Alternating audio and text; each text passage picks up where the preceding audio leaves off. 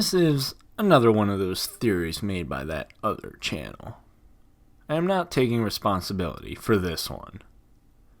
So in the game Undertale, the game MatPat gave to the Pope, what were you thinking? There's no physical copies of the game. So what did you give him, a code for the game? Did you first need to make the Pope a Steam account? He's not allowed to be on the internet. What were you thinking, you idiot? Me personally, I would have given him the God Delusion, but that's just me. Anyway, in Undertale, there's a character named SANS. SANS is a skeleton, and his origin is a mystery. What we do know is that he was a human at one point, and he is aware of the alternate realities. He also has psychic powers, breaks the fourth wall, and is the strongest foe in the game. We also know that SANS and his brother Papyrus just kinda showed up one day without any explanation. Papyrus may not even be SANS' real brother, since SANS is knowledgeable of the surface world and other people, but Papyrus is not. They also don't look related skeleton-wise. SANS also seems homesick, but has no intention of returning to the surface world for some unknown reason. Okay, now that we got that out of the way, let's talk about the ending of Earthbound. So the villain Gygus is too powerful to defeat for NESS and his friends, so Dr. and Donuts, yes, that's his name, and Mr. Saturn create a time machine called the Phase Distorter.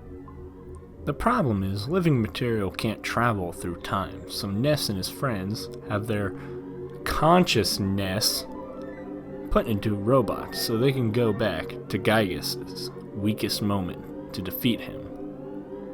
But we'll talk in greater detail about that later on in this countdown. After defeating him, your world is saved, but you cannot get back to your time. Now back to Undertale. If you search long enough, you'll eventually find SANS' hidden workshop. Inside, you find a few random items: a photo album with pictures of happy people you don't recognize, a drawing of those people with the words "Don't Forget" written on it, a badge, a blueprint with illegible handwriting, and hidden behind the curtain is a broken machine. So what does SANS have to do with Earthbound? Well, this proves SANS is NESS. Apparently. Think back to Earthbound. The photo album is very much like the ending credits of the game, showing your adventure with the pictures you took.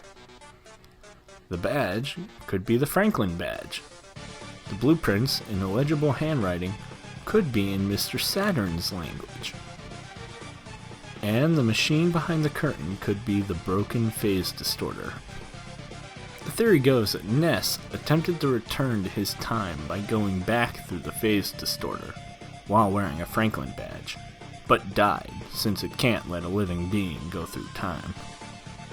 Since he was wearing the Franklin badge though, NESS didn't die, but became a skeleton and perhaps began suffering memory loss. Hence the drawing and the message to not forget.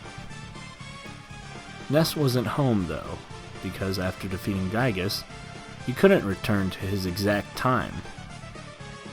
But he kept trying to return home by jumping through time again and again and again, until he realized it was futile. He couldn't return to his time no matter how hard he tried, and the surface world he knew was too different. So NESS changed his name to SANS and decided to stay underground with the monsters. The theory also says Papyrus is just a starman, but that one is kinda out there. If you think it's crazy that Undertale is connected to Earthbound, remember that Toby Fox, creator of Undertale, made a Halloween hack for Earthbound, which was a dark continuation of the events of Earthbound. And what character was missing in it? NESS. Okay, obviously that isn't canon, but still. Toby Fox is clearly a fan of Earthbound, so he may have had the idea for SANS, but just couldn't go through with it because, Nintendo owns the character. It's a neat theory. Not true, though,